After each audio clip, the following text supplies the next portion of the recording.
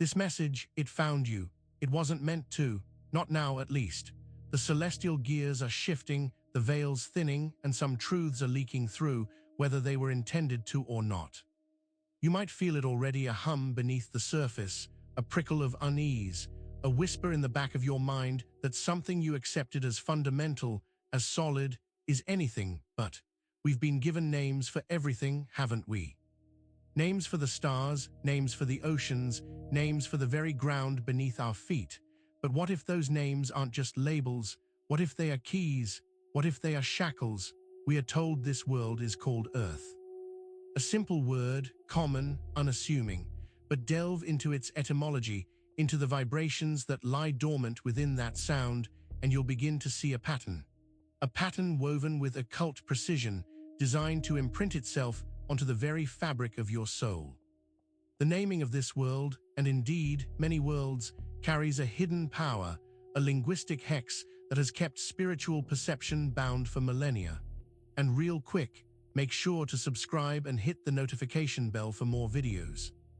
Now let's keep going. This is how it began for some of us, a disorienting plunge into the true meaning of what we call home, a realization that the common tongue might be a cage. And as you begin to understand, a strange compulsion might arise, a desire to speak the forgotten name, to utter a sound that feels like a spiritual key unlocking a door you never knew existed. The symbols and sounds that govern our perception are not accidental. They are meticulously crafted, imbued with deliberate intent. The word Earth is one such construct, a linguistic sigil designed to resonate with specific, hidden frequencies. Its very sound carries a vibrational weight, a spiritual imprint that has shaped humanity's collective consciousness. It's a name intertwined with ancient worship, with rituals shrouded in mystery, and with the very architecture of our perceived reality. You see, the etymology of Earth points straight to the worship of Saturn, the planet often associated with a black cube, a symbol of containment and cosmic restriction. This isn't a mere coincidence whispered by scholars. It's a deliberate connection, a linguistic anchor that ties our terrestrial experience to this ancient, powerful deity. The choice of this specific name was an act of occult precision, intended to embed a particular pattern of thought and spiritual limitation deep within the human psyche. It's a subtle but profound form of control, woven into the language we use every single day. This linguistic embedding, this imprinting of a specific vibrational essence, is not unique to our planet's name. It's a recurring theme in how celestial bodies, and by extension, the realms they govern, have been designated throughout history.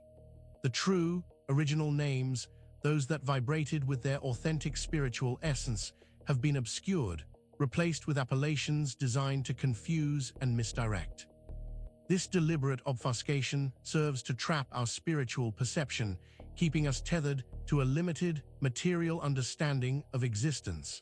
But as we begin to decode these imprints, a deep longing might stir, an instinct to call out the forgotten name. You now see how the word Earth itself is a carefully constructed ritual, a linguistic mechanism designed to bind our awareness. But what if this binding goes deeper, extending into the very way we perceive the divine and the sacred? The shift in how this planet was named is a critical clue, a breadcrumb leading us to a more profound understanding of its designated role in a larger cosmic scheme. Consider the evolution of our planet's nomenclature. We have moved from older designations, like Terra, a term that evokes a sense of primal earthiness, to the modern Earth. This transition wasn't spontaneous. It was a deliberate repositioning, a subtle yet significant alteration in the vibrational signature associated with our world. Terra carries a different resonance, a more direct connection to the raw, untamed essence of the planet. The shift to Earth signals a departure, a reframing that aligns with a different set of cosmic influences. This new designation carries echoes of Saturnian energies, a subtle introduction of themes that resonate with limitation, structure, and what some might perceive as a karmic influence. It's as if the very linguistic foundation of our existence was deliberately altered to align us with a specific, perhaps restrictive, cosmic order. This change in naming is not just an academic curiosity. It's a spiritual maneuver that has profoundly impacted our collective perception and our connection to the true nature of this realm. You've glimpsed how the very name of our world, Earth, carries the imprint of Saturn and its symbol, the black cube. This cube, more than just a geometric shape, represents a cosmic prison, an architectural blueprint for spiritual confinement. It's a powerful symbol that permeates many ancient traditions, and its connection to Saturn isn't coincidental. It's foundational to the way this planetary system is designed to operate. The black cube of Saturn is not merely a metaphorical construct.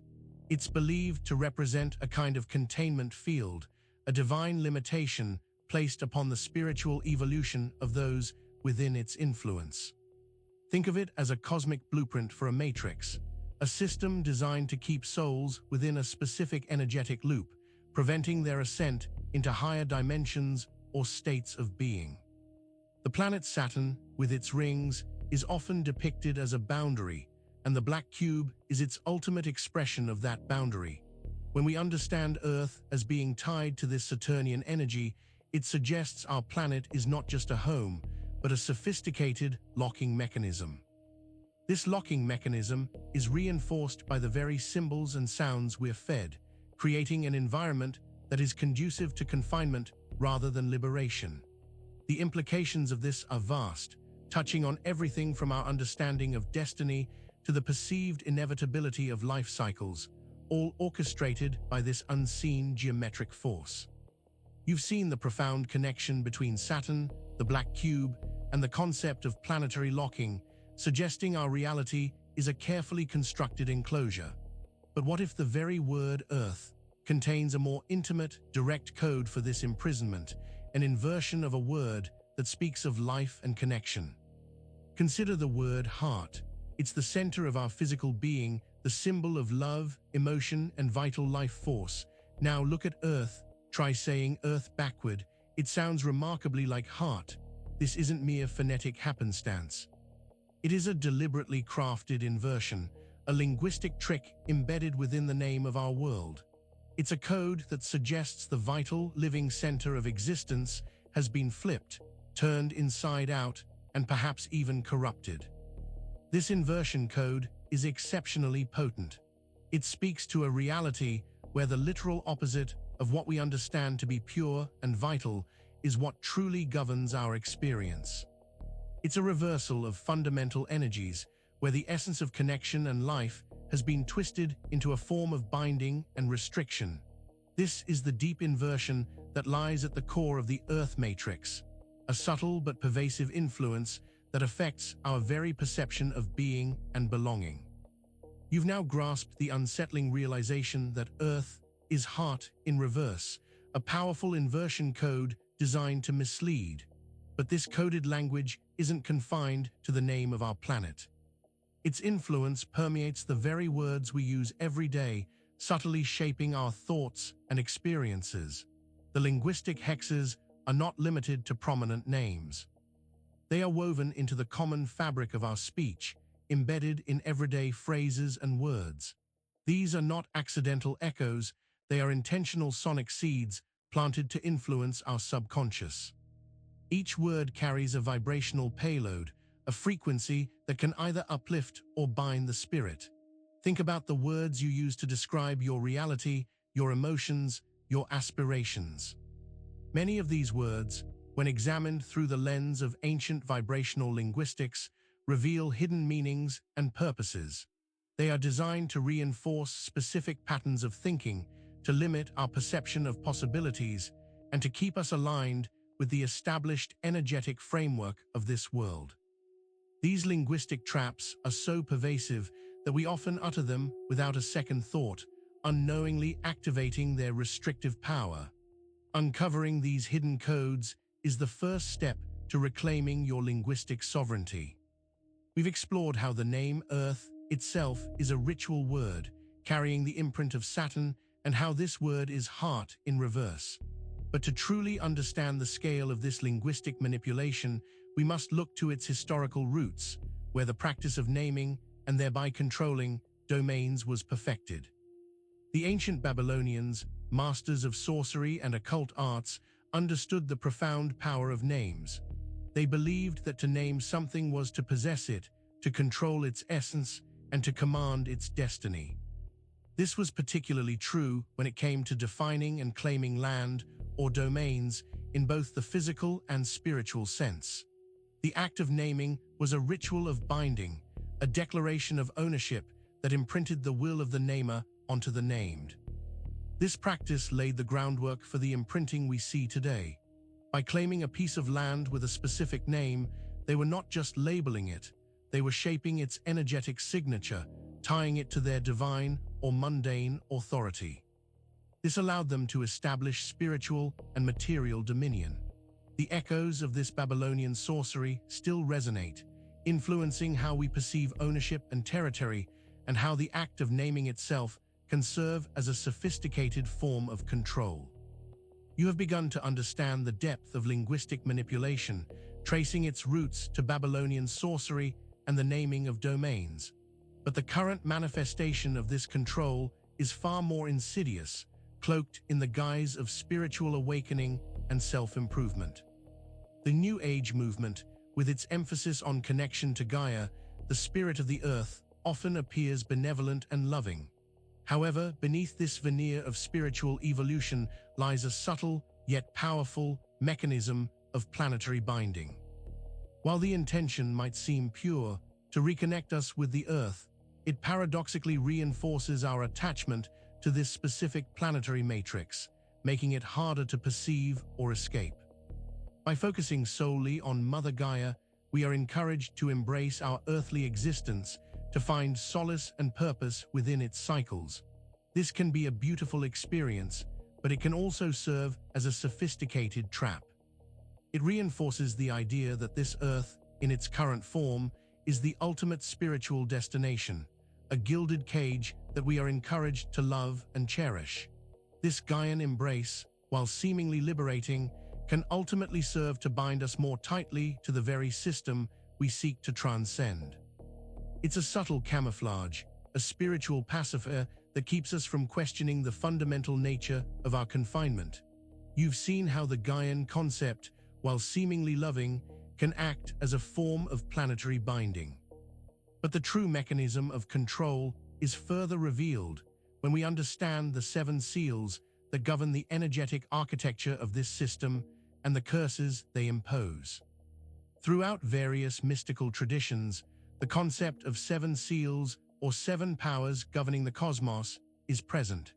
These seals represent fundamental energetic frequencies or laws that dictate the nature of reality within specific realms. In the context of Earth, tied to Saturn and its restrictive influence, these 7 seals are believed to be the cosmic locks that bind souls to this plane of existence and to the cycles of material manifestation. Each seal carries with it a specific curse or energetic imprint. These aren't curses in the sense of simple bad luck, but rather fundamental limitations on consciousness and spiritual freedom. They dictate the rules of this reality, influencing our perception of time, causality, and even our dreams. Understanding these seals is crucial to unraveling the intricate web of control that has been woven around human consciousness, a web designed to keep us perpetually bound within this specific energetic sphere. You now understand that the 7 planetary seals impose specific curses, further cementing our spiritual bondage. But the very symbols used to represent this world, and indeed many earthly powers, always seem to carry a sense of humility, dirtiness, or subjugation, mirroring this imposed curse. Observe the imagery we associate with the foundational elements of our world. Think of the soil from which we grow, the humble materials that build our shelters, or the very concept of being grounded. This symbology is consistently earth-toned, often associated with dirt, mud, or the lowliest of materials. This isn't merely an aesthetic choice, it's a deliberate reinforcement of the Saturnian principle of limitation and materiality. The powers that we have ensured that the foundational imagery of our world is always humble, always dirty. This constant association trains our subconscious to associate the earthly realm with states of being that are inherently bound, restricted, and perhaps even sinful or base. It's a form of energetic imprinting that says, "This is where you belong," reinforcing a sense of entrapment and discouraging aspirations for higher, more luminous states of being. This constant saturation in humble or dirty imagery sustains the planetary curse. You've recognized the pervasive humility and dirtiness in Earth symbology, a manifestation of the planetary curses. But the true method of keeping us bound is not just visual, it's auditory, a sonic trap carefully tuned to manipulate our minds. The reptilian sound trap refers to specific frequencies and sonic patterns that are broadcast, consciously or unconsciously, to influence human perception and behavior. These aren't just random noises. They are deliberately engineered sound waves that resonate with the more primal, instinctual parts of our brain, often associated with the reptilian brain stem. This trap functions by bombarding us with frequencies that create a sense of anxiety, fear, and agitation. It keeps us in a constant state of alert, making it difficult to access higher states of consciousness, intuition, or clear thought. These frequencies can also reinforce cycles of thought, creating repetitive loops of worry or desire, making it nearly impossible to break free from ingrained patterns.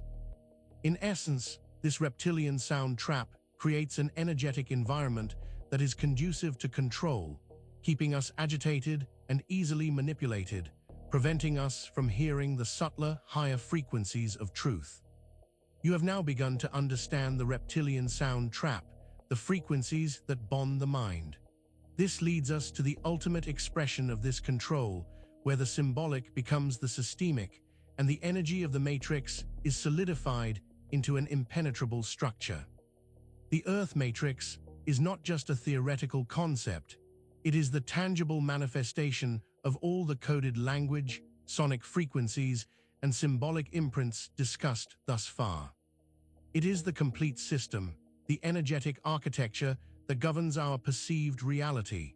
The sigil, once imprinted through language and symbol, has now become the system itself. This matrix is an energetic construct, a finely tuned field that dictates the rules of existence, the cycles of life and death, and the boundaries of consciousness. It's where the holographic illusion is maintained, where the illusion of separation and individuality is reinforced, and where the soul's journey is channeled through predetermined pathways.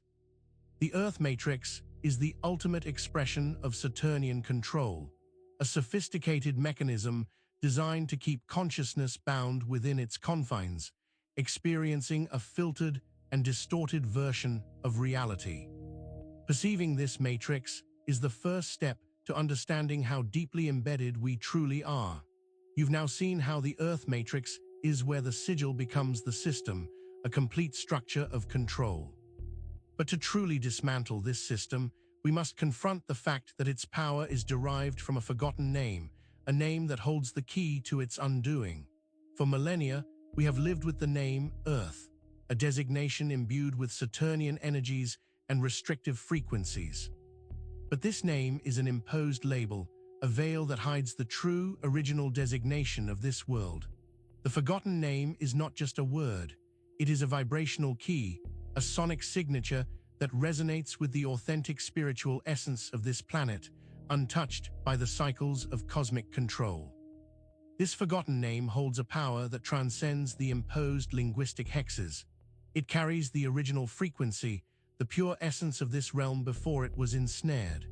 To remember and speak this name is to reawaken a dormant connection, to align oneself with the true energetic blueprint of this world, and to begin the process of shattering the illusions that bind us. It's a name that has been deliberately suppressed, its knowledge guarded, because in its utterance lies the potential for liberation. You have now contemplated the forgotten name of this world, a name that holds the potential to shatter the spell. But understanding the power of naming is crucial, for it reveals a deeper form of control, a subtle death that has befallen our true sense of place. Naming as necromancy speaks to how the act of bestowing names, especially in a corrupted system, can essentially kill the true essence of a thing.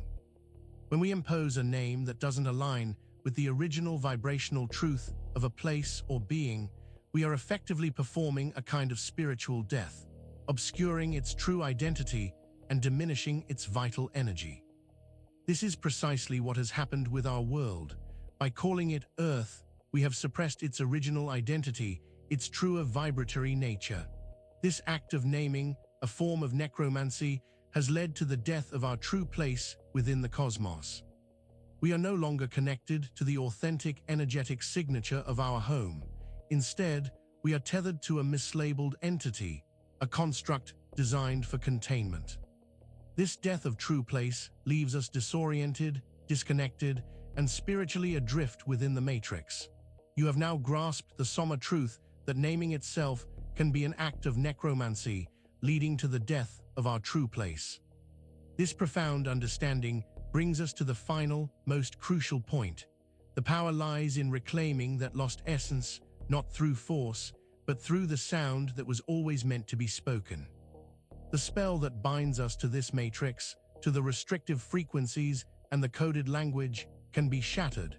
But the key is not in fighting against the system, but in resonating with a higher truth. That truth lies within the forgotten name of this world. When you speak the true name aloud, with intention and with the burgeoning understanding of what it represents, you are not merely uttering a word. You are activating a specific frequency, a vibration that directly opposes the dissonant hum of the matrix. This sacred vibration acts as a cosmic solvent, dissolving the energetic constructs that have held consciousness captive. It's a spiritual act of defiance, a reclaiming of your authentic connection to this realm. By speaking the true name, you are aligning yourself with the original blueprint of this world, creating a resonance that is fundamentally incompatible with the illusion. It is through this act of conscious vocalization and energetic alignment that the spell is broken and true liberation begins to unfold.